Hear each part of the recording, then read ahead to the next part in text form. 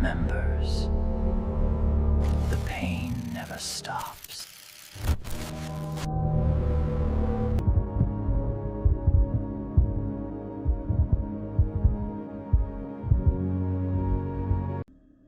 This happened years ago one summer in Albuquerque, New Mexico.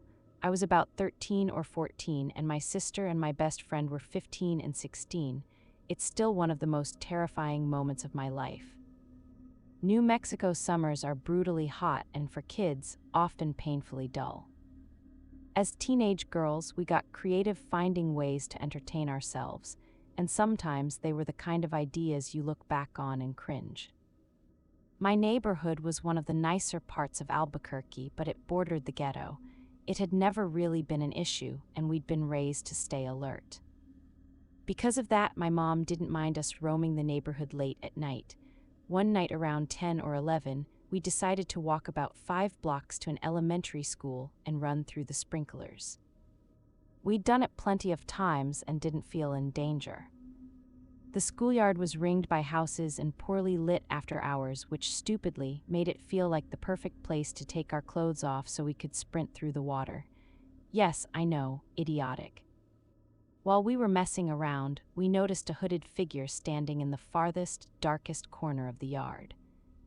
We grabbed our clothes fast and eased off school property, then started power walking toward home. Our route took us from weak streetlights into a stretch that was basically pure darkness. As soon as we stepped into that blacked-out part of the road, we looked back. In the last sliver of light behind us, we saw the figure running full speed to catch up.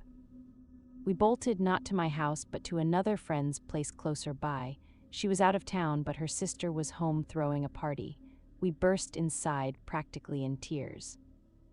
I'm sure she loved having 3 panicked teenage girls crash her night. Once we explained, a few older guys went outside to look for whoever had followed us. They found someone crouched in the bushes with a knife. When they confronted him, it turned into a tense standoff until he finally took off running. They offered to drive us home, but we chose to sprint the last 5 blocks back to my house instead. I don't know what that man would have done if he'd caught us, but it permanently changed how seriously I take my choices and their consequences. During winter break years later, I was on a road trip with friends, driving through the New Mexico desert at night on our way to New Orleans. It was late, around midnight, and lightly snowing, which is rare out there. The visibility was awful. We were on one of those remote highways where you can go forever without seeing a car or even a sign. The ride had been fun, but the mood shifted the moment we turned off onto that stretch.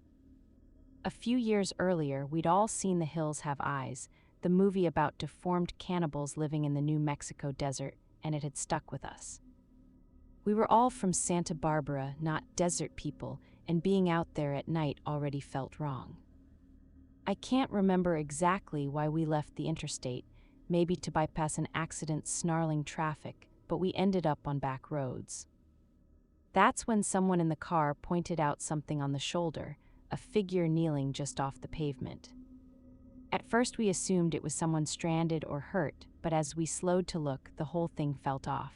The person barely had any clothes on despite the freezing cold.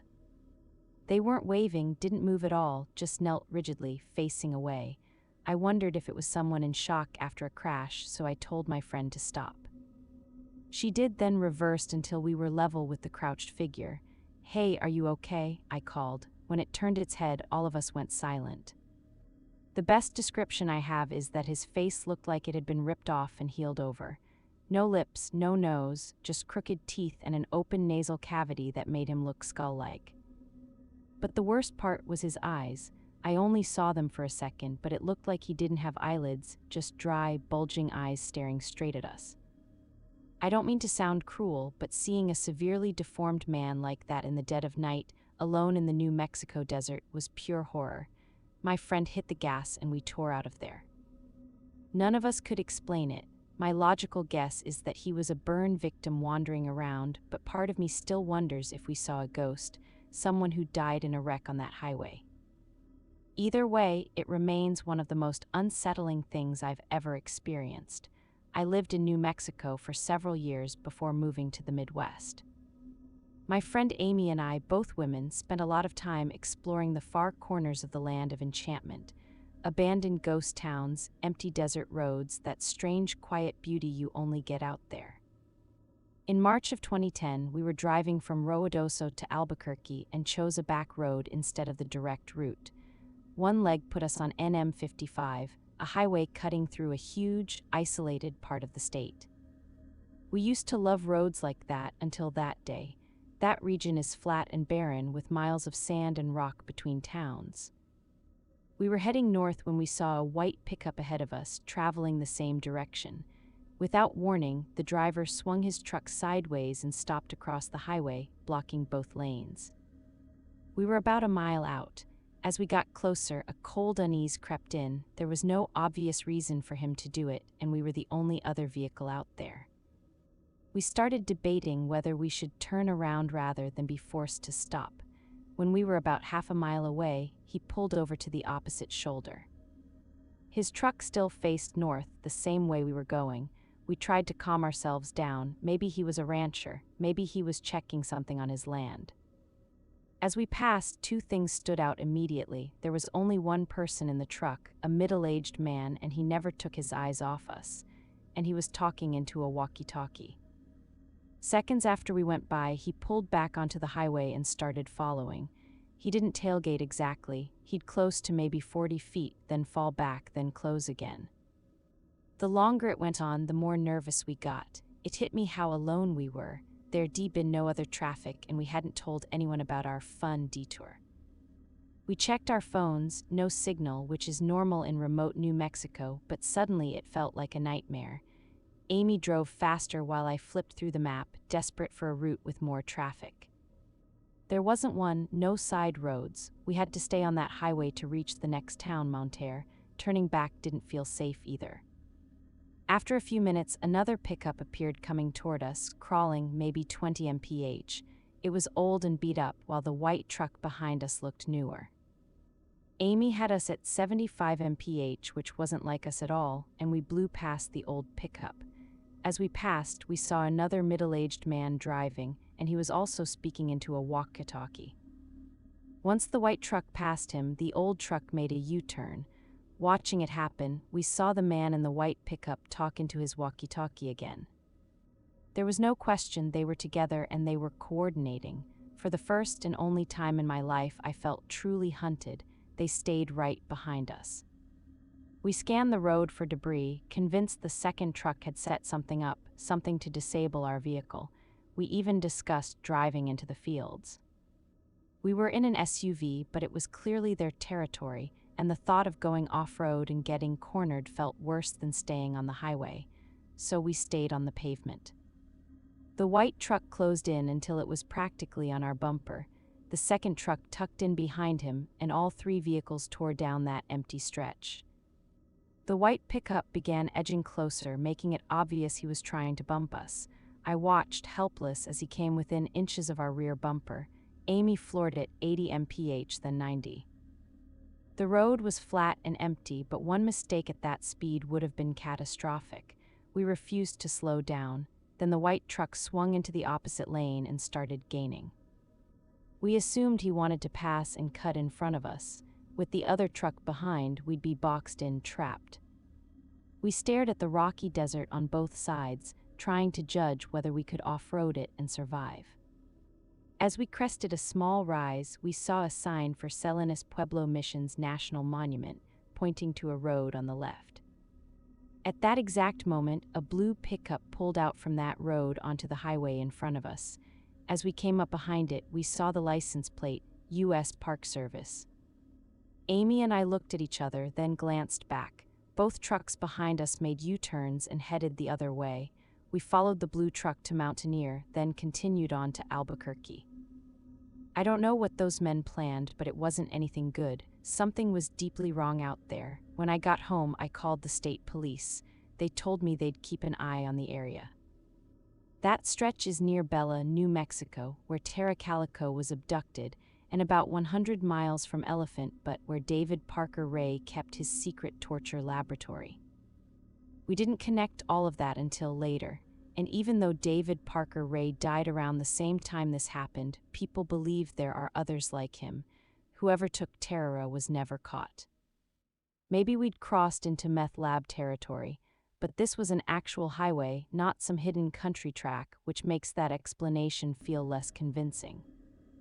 Whatever is happening out there, it isn't good. This happened in 2009. I was 22, leaving California to head east for my corrections job, around 3:00 a.m.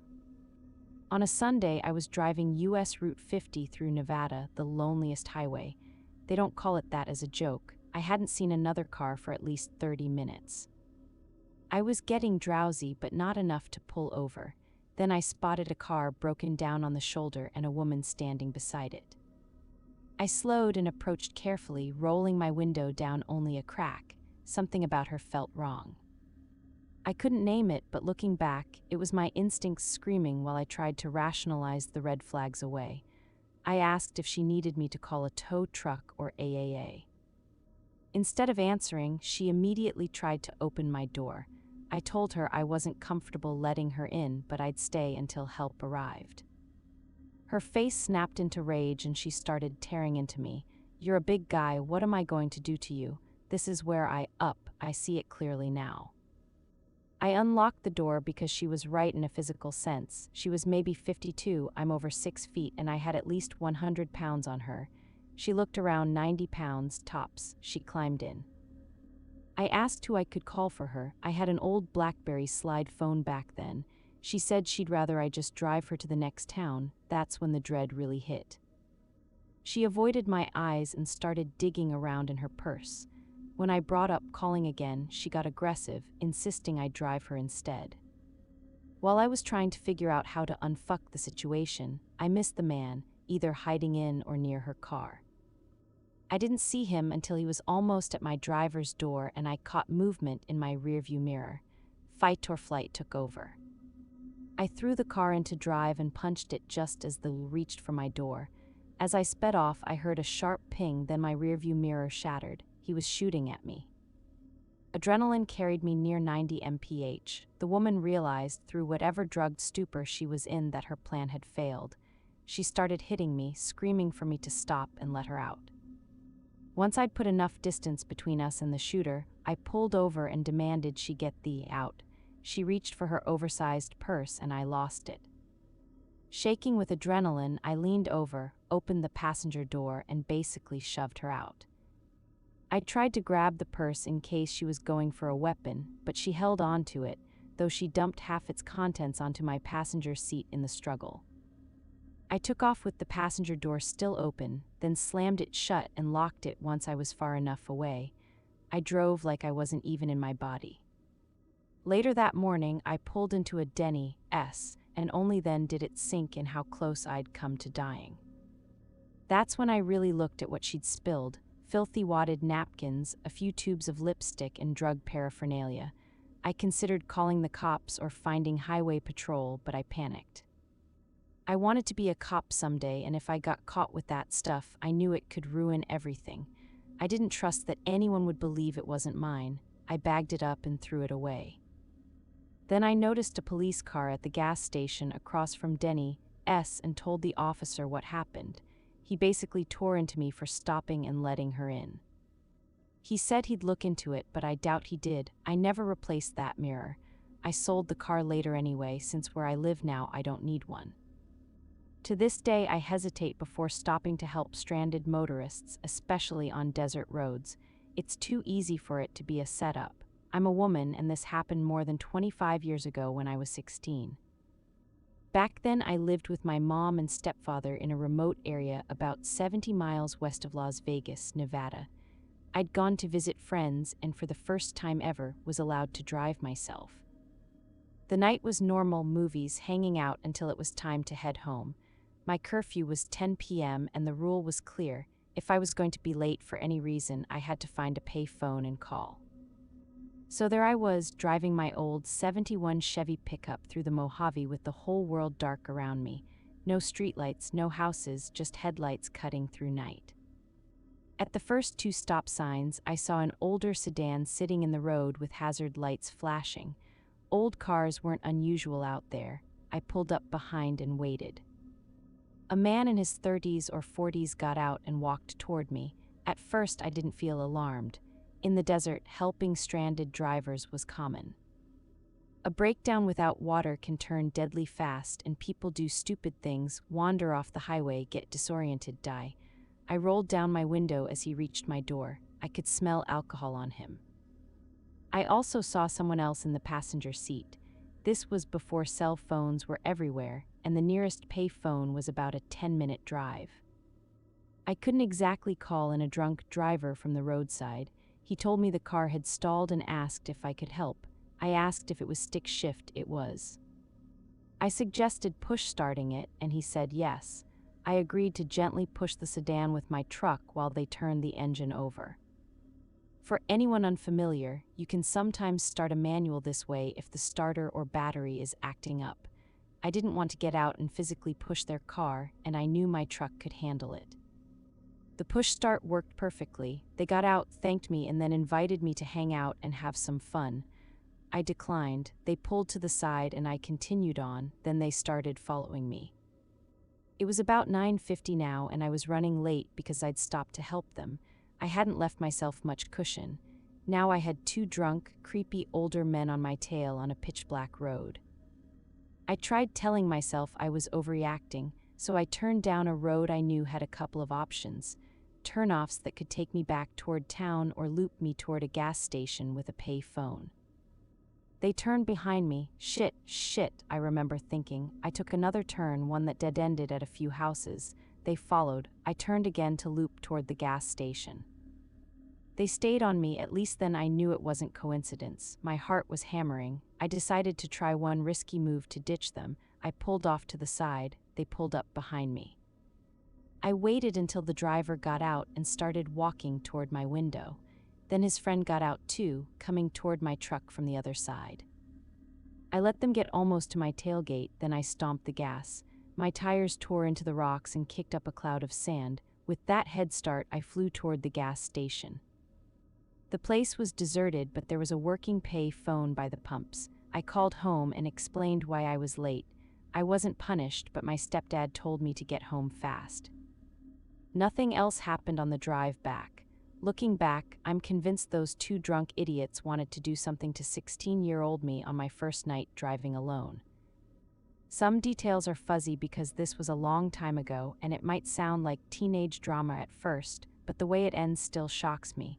I met Jame in middle school and we clicked immediately. We liked the same things, and I loved her fiery personality. About a year later, she moved from the East Coast to Las Vegas, Nevada, but we stayed close, talking almost daily after school or through the summer. We told each other everything, including secrets we didn't share with anyone else. By high school, our dating lives were part of that too, crushes, breakups, all of it. We even joked about dating each other because we got along so well, but long distance made it unrealistic. Then, out of nowhere, she mentioned a guy named Ryan. He went to her school quiet, shy, calm, really smart. She told me they were dating, and I was confused because she'd never brought him up before. When I asked questions, she stalled.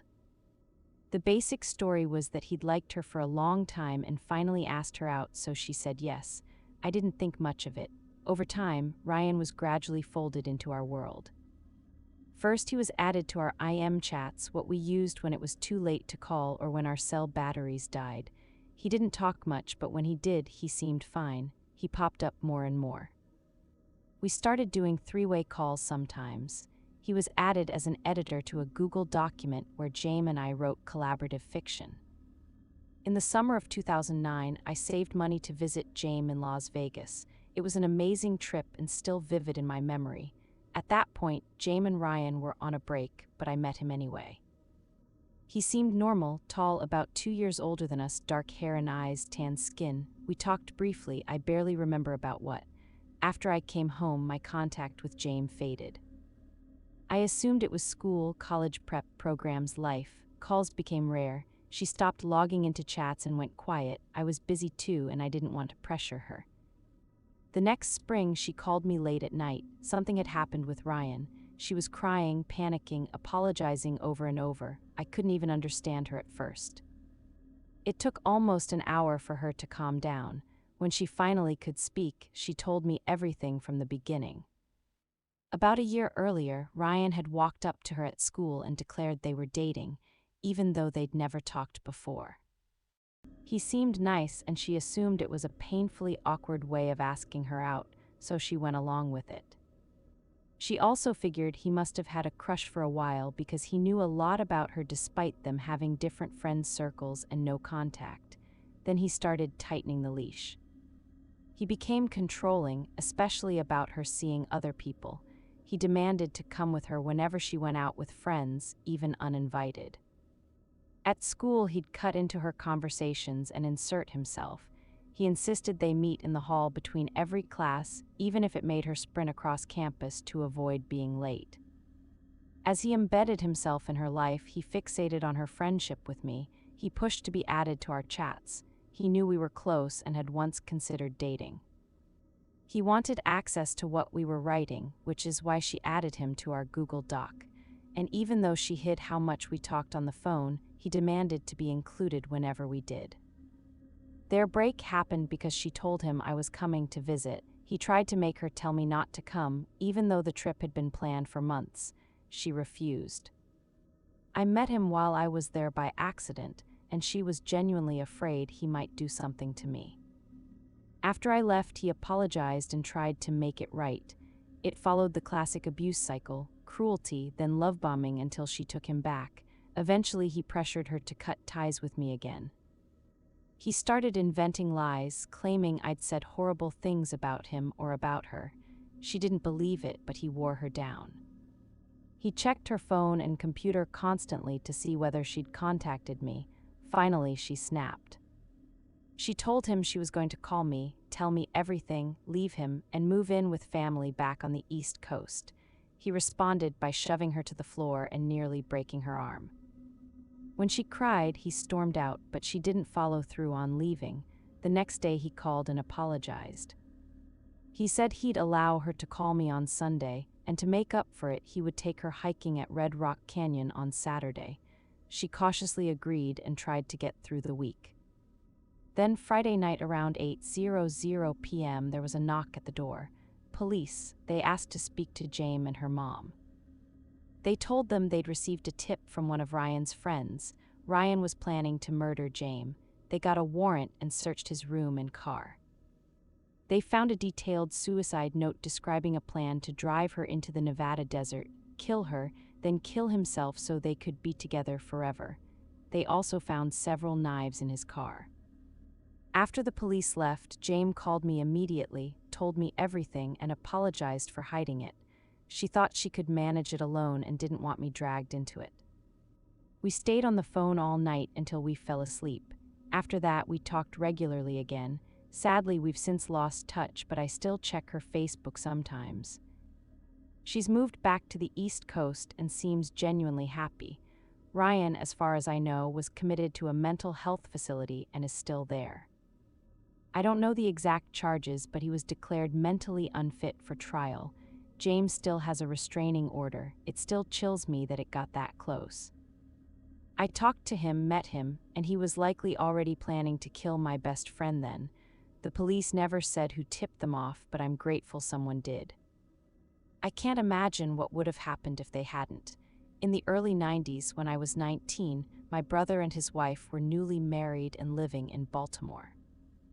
I'm from Maryland, but at that point I'd barely been in the city. I knew some areas were rough, but I was just driving straight to my brother's house, so I figured I'd be fine. I was. I turned onto the wrong street, MLK Boulevard.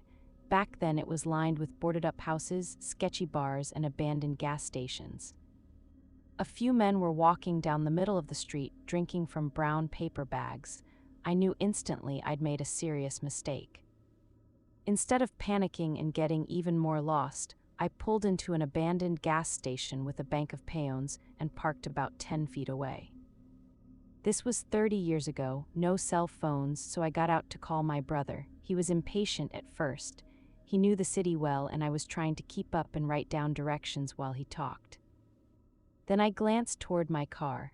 The three men from the street were now leaning against it, two on the passenger side, one pressed against my driver's door, arms crossed, staring at me.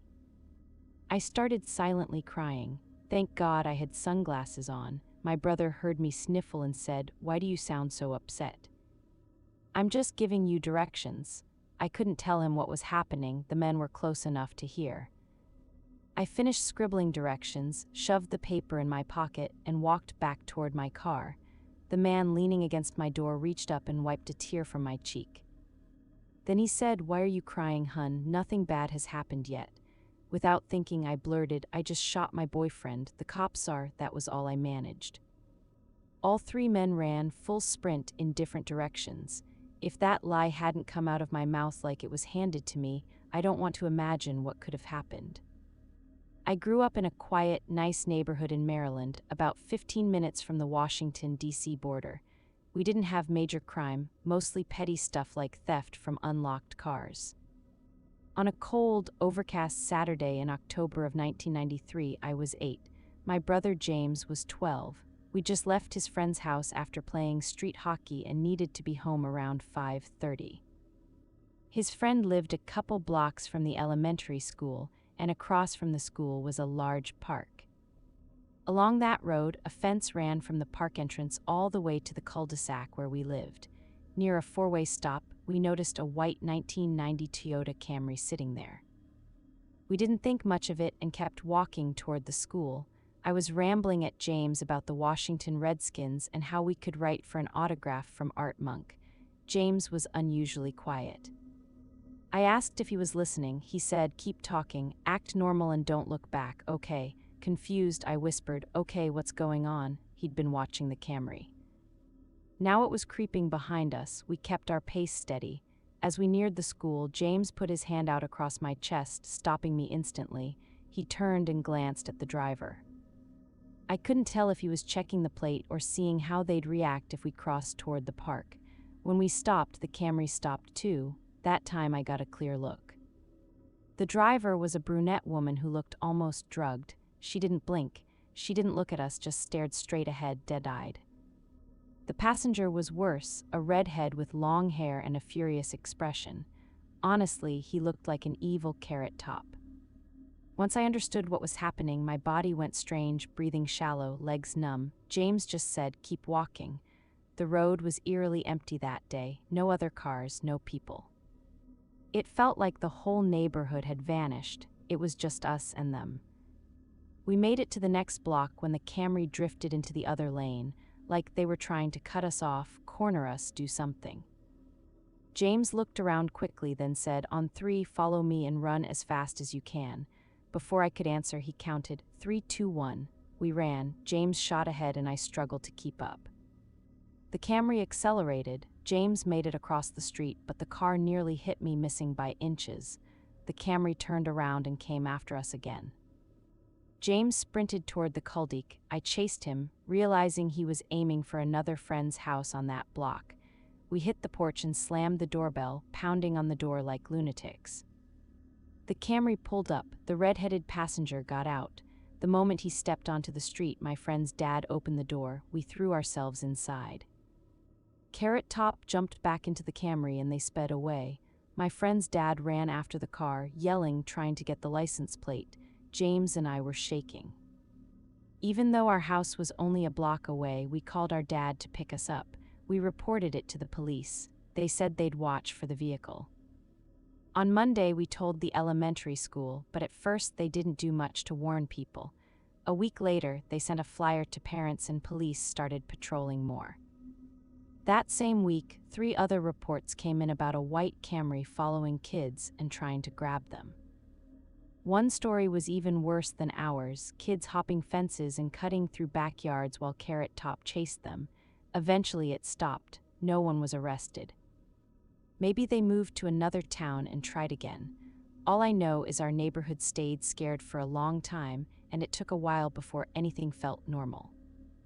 I live in the mountains of western Maryland. A few months ago, I was hiking with a friend on an 8-mile loop we'd done many times. About 6 miles in, we stopped at the summit to take pictures. Up there was a park-like area, benches, tables, a parking lot. We sat and talked after snapping photos, and I noticed a man wandering alone in the lot, staring at the ground like he didn't know where to go. What threw me was his outfit, jeans and a button-down shirt, nothing like hiking clothes. We started the last 2 miles, which go downhill toward park headquarters and into the mountainside, ending at a second parking lot where our car was. That section is narrow with limited visibility, so you walk single file. I was in front, talking to my friend behind me. I turned back and saw the same man right behind her, far too close. A sick, gut-level alarm went off. He had no backpack, no boots, no gear, and there was something in his eyes that made my skin crawl. He stayed close as we walked. I told my friend I needed to tie my shoe, an excuse to step off the trail and let him pass, just in case he was simply moving faster. She caught on and we stepped aside. She said hello politely. He looked startled, didn't answer, just stared. That's when I noticed he was holding a stick. Without a word, he passed us. We waited for him to get some distance, but he immediately slowed down.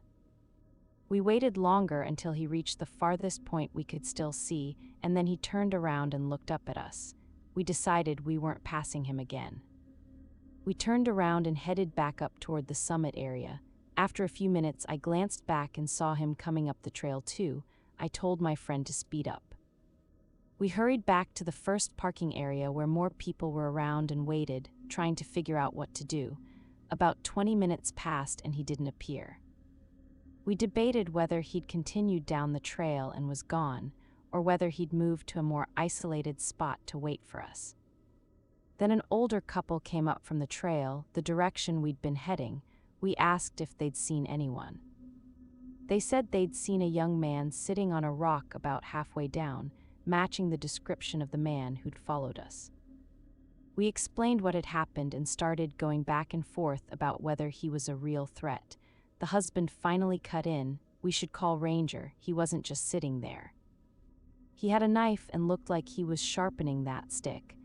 His wife tried to give the situation the benefit of the doubt, but after hearing that, we called a ranger. The couple escorted us back to our car to make sure we got there safely. Later, the rangers contacted us. They de-walked the trail, but the man was gone by then. I don't know where he disappeared to.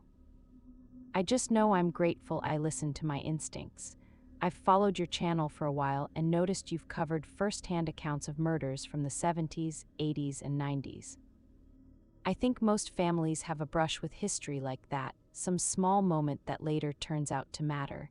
When you said you were doing Maryland, I immediately thought of my Uncle Roger. This is his story, written from his perspective the way he told it to me. March 29, 1982 is a date I'll never forget. I grew up in Columbia, Maryland. Back then it was known as quiet and safe, middle-class families commuting into Baltimore, about 30 minutes away. I was 17 and I used to ride my bike along one of the narrow pathways leading to the village center. That day, I planned to grab a pop at a shop and maybe burn a few quarters at the arcade. Mom was working late at the hospital, so I had time to kill. About halfway down the path, I saw a woman walking ahead of me. She looked late 20s, wearing a light jacket and jeans, hair pulled into a ponytail. At first it was nothing. People walked to the village center all the time, but I remember she was singing softly to herself, clear enough that it carried. I recognized the song, Ain't No Mountain High Enough. It was always on the radio. I didn't want to startle her by flying past on my bike, so I slowed down. She must have heard my brakes squeak because she glanced back when I stopped. Our eyes met for a second. I felt awkward, like I'd startled her anyway. She looked tired, but she smiled warmly. Sorry, I said. It's okay, kid, let me get out of your way. I nodded like the awkward teenager I was. She waved me on and I pedaled past, continuing toward the village center. The rest of my day was normal. That encounter doesn't sound like anything, but later I learned I was one of the last people to see that woman alive. Her name was Elaine Lee McCadney. After I passed her, she got into a brown Ford LTD. No one could give police a solid description of the driver. Her body was later found on a nearby vacant lot. She'd been raped and murdered. Despite the investigation, the case stayed unsolved for nearly 40 years. The brutality shook the community, and that day Columbia's reputation as a safe town died too. In 2021, DNA finally linked Howard Jackson Bradbury Jr. to the crime. It brought some closure, but there are still unanswered questions: what exactly happened, whether anyone helped him, why she was targeted. It remains one of Maryland's most haunting tragedies. Growing up in Maryland, I've had my share of weird, creepy moments. This one still makes my stomach tighten. It happened in September of last year, on Friday the 13th of all days. My boyfriend Zach was visiting. Everything was fine at first until that Friday. Zach and I went to the local mall to see the new Beetlejuice movie. I was wearing a black and white dress and flat black slippers. We took a lift there. Nothing felt strange until we walked inside and I noticed a man staring at us openly. He looked 50s or 60s, heavy-set, gray hair, thick glasses. He wore a blue shirt and shorts. He didn't even try to pretend he wasn't watching. We went to a Chinese restaurant in the mall, and once we sat down, I realized he followed us there. At first I told myself he was just a gross creep, but the longer it went on, the more uneasy I got. We still had time to kill, so we stopped at the bookstore. After we browsed, we walked out, and there he was again, trailing us. I would have pointed it out to Zach, but I suddenly had to use the restroom badly. I was immediately regretting the Chinese. Zach waited outside the bathrooms, so I wasn't worried about the man following me inside, but I couldn't shake the feeling he was waiting for a moment when I was alone. When I came out, he was gone. I felt a rush of relief. We went to the movie and I tried to forget it. By the end credits, I almost had, until we stood up to leave and I saw him sitting a few rows behind us, staring straight at me again. I panicked and rushed out into the lobby to call my mom. She told me to find mall security. The problem was the mall was basically dead at that point and I didn't see any guards. In the crowd exiting, I lost track of him. Eventually, we took a lift back to my house. On the ride home, I noticed a blue car following us, and I had a strong feeling I knew who was driving. It turned off onto another street about 10 minutes from where I live. Since that night, every so often, I swear I see that same blue car parked on the street outside my house.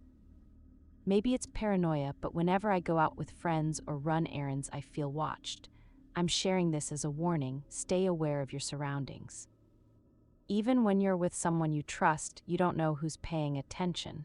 There's always a reason to be careful.